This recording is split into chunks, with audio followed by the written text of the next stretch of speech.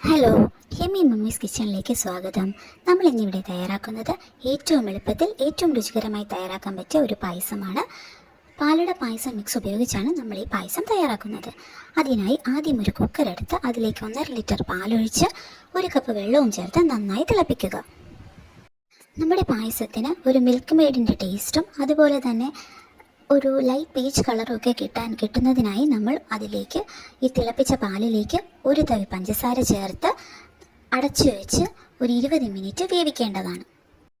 ഈ സമയം നമ്മൾ തീ ഏറ്റവും സിമ്മിൽ വെച്ച് നമ്മളുടെ വിസിലടിക്കാതിരിക്കാൻ പ്രത്യേകം ശ്രദ്ധിക്കേണ്ടതാണ്.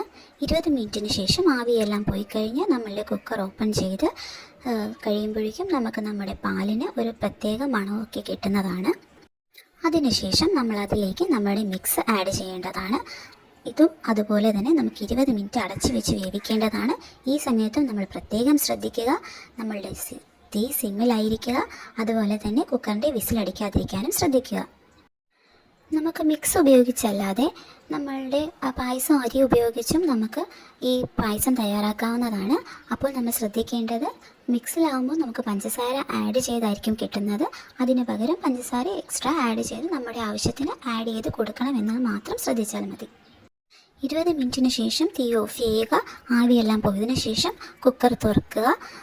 അപ്പോഴേക്കും നമ്മളുടെ പായസം തയ്യാറായി കഴിഞ്ഞു. പിന്നീട് നമുക്ക് പായസത്തിന് മധുരം കുറച്ചുകൂടെ വേണമെന്നുള്ളവരാണെങ്കിൽ ആഡ് ചെയ്ത് കൊടുക്കാവുന്നതാണ്.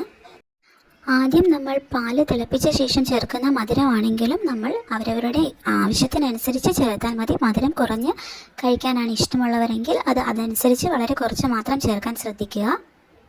ഇനി നമ്മുടെ പായസം നമുക്ക് ഇഷ്ടമുള്ള പാത്രത്തിലേക്ക് സെർവ് ചെയ്ത് കഴിക്കാവുന്നതാണ്. തണുപ്പിച്ചോ ചൂടോടുകൂടിയോ എങ്ങനെയാണ് നിങ്ങളുടെ ഇഷ്ടമെന്നനുസരിച്ച് നമുക്ക് കഴിക്കാം.